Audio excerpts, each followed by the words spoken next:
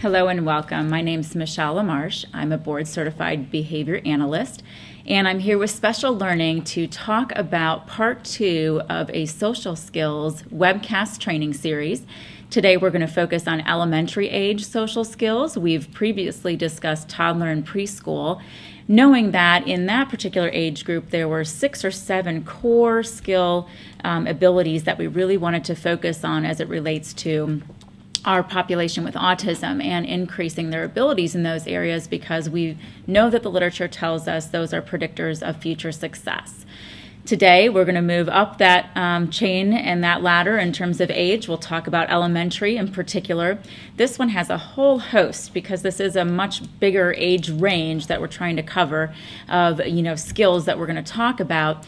But we're not going to be able to get through all of them. So what we'll do is we'll focus on the main areas more as a concept and give some examples of some research methods that have been proven effective, as well as give you lists of different skills that you may want to consider researching on your own in addition. And then also making sure that you're familiar with why each of those skills are important, as well as maybe the best strategy to use that they've found so far. So we'll start going right about now. Remember that if you are here for continuing education credits, there is going to be a beginning and an end code in the PowerPoint presentation. Make sure you write that down so you can enter that later on. We also accept questions throughout the entire webcast, so please forward those as you have them, and I'll do my best to answer as we go, or we can try to get you information later on following the completion of the webcast. So let's get started in talking about elementary aged social skill development. First off, this is not real surprising to everyone, but it's a quick review: social skills and autism spectrum disorders. We know that social skill deficits is one of the main characteristics of an autism spectrum disorder, and we know that, again, literature says there are certain social skills that have been shown to predict future success in language ability, in obviously social skill interaction, but also in academics.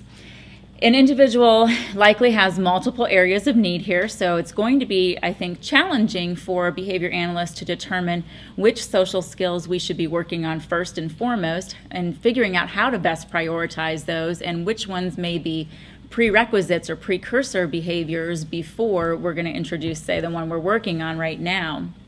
We'll talk a little bit about those things, but the literature's, kind of iffy. There are some things that we can absolutely pinpoint in terms of the traditional developmental age that would be appropriate if you were following a typically developing child, but that doesn't necessarily mean that that correlates to a child with autism. So we'll look at the wide range of those skills that you'll need to teach and behaviors that you'll need to address.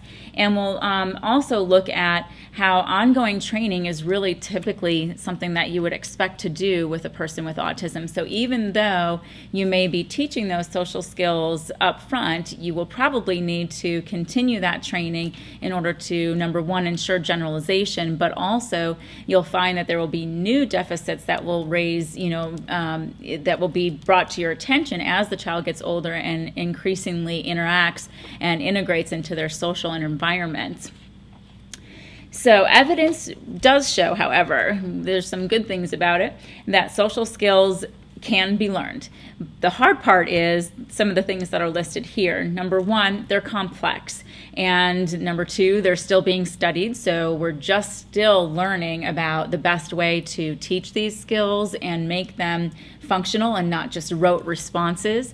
And they are also typically very difficult to teach, so often you need professionals that have maybe a higher understanding of the concepts and not necessarily an introductory professional or therapist or what we consider home providers and those sorts of things, or individuals, because it may just be too complex and you have to make decisions in the moment.